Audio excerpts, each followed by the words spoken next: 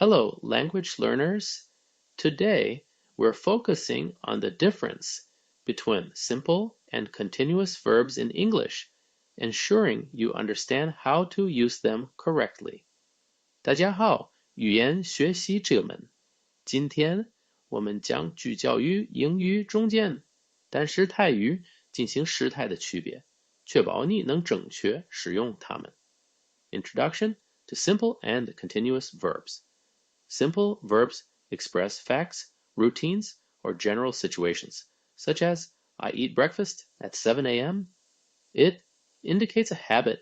Continuous verbs describe actions happening at the moment or temporary situations, like I am eating breakfast right now.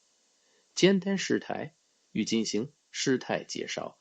简单时态用于表达事实、常规或一般情况，例如我早上7点吃早饭，这表示一个习惯。进行时态描述正在发生的动作或临时情况，如我现在正在吃早饭。When to use simple verbs. Use simple verbs for actions that are regular, facts, or general truths. Examples include She speaks 4 languages and the sun sets in the west. These statements express general abilities or facts. 何时使用简单时态？对于常规动作、事实或一般真理，使用简单时态。例如，他会说4种语言和太阳在西边落山。这些句子表达了一般能力或事实。More examples. Simple verbs. We travel to Italy every summer. He plays the guitar. A water boils at 100 degrees Celsius. 简单时态。我们每个夏天都去意大利旅行。他弹吉他。水在摄氏150沸腾。When to use continuous verbs. Continuous verbs are for actions happening currently or for temporary situations. He is reading a book implies the action is occurring at this moment.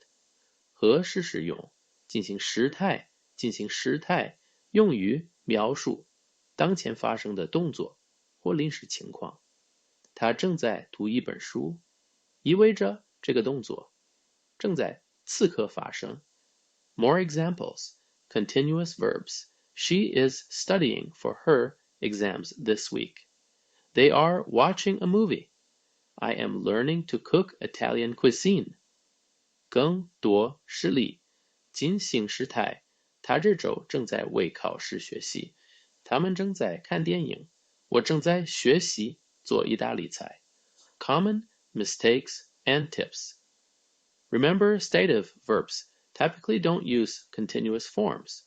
For example, I love this song, not I am loving this song. It's about a state, not an action. 常见错误语提示。记述。状态动词通常不使用进行时态，例如用我爱这首歌，而不是我正在爱这首歌。它描述的是一种状态，而不是动作。Remember, understanding the difference between simple and continuous verbs is crucial for mastering English. Keep practicing and you'll get there. Happy learning. 记住，理解简单时态和进行时态之间的区别，对于掌握英语至关重要。继续练习，你会达到目标的。学习愉快。